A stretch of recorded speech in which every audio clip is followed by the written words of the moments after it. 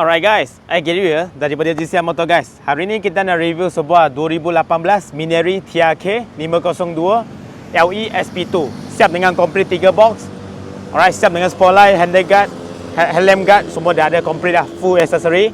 Harga jualan dia 13,800 siap potong nama cash. Kalau credit loan, deposit minimum 100, bulanan 200 lebih 7 tahun, 300 lebih 5 tahun. So ada free warranty setahun bagi korang. Kalau nak guna credit card pun boleh, janji limit cukup, boleh swipe guna credit card, buat EPP 0% interest installment dengan bank korang, up to 5 tahun installment. Alright, kalau nak jual beli motor pun boleh, nak trade in motor ke nak jual motor pun boleh, tak ada masalah, PM kita. Alright, kita tengok motor. First you tengok windshield dia memang standard lah, windshield tinggi. Alright, helm guard dah ada besi. Spotlight, sini pun ada spotlight yang macam burung hantu. Handle guard, crash bar, engine guard dah ada. Tayar depan belakang kita tukar yang second hand yang lain ya. Kita tukar ABS brake, USD fork, kiri kanan Mineri punya kaliper, ABS brake.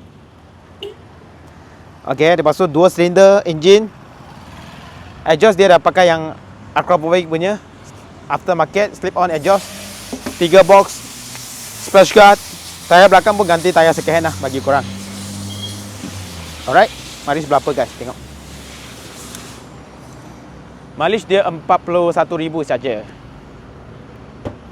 Alright, kita start bagi orang dengar. Exhaust dah tukar.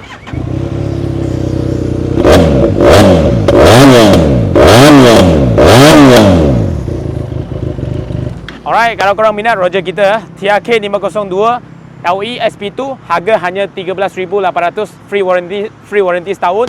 Minimum deposit 100, bulanan 200 lebih 7 tahun, 300 lebih 5 tahun. Kalau ada credit card pun boleh guna credit card, buat EPP 0% interest installment dengan bank korang. Seluruh Malaysia boleh diuruskan perhantaran termasuk Sabah Sarawak. Minat Roger, bye.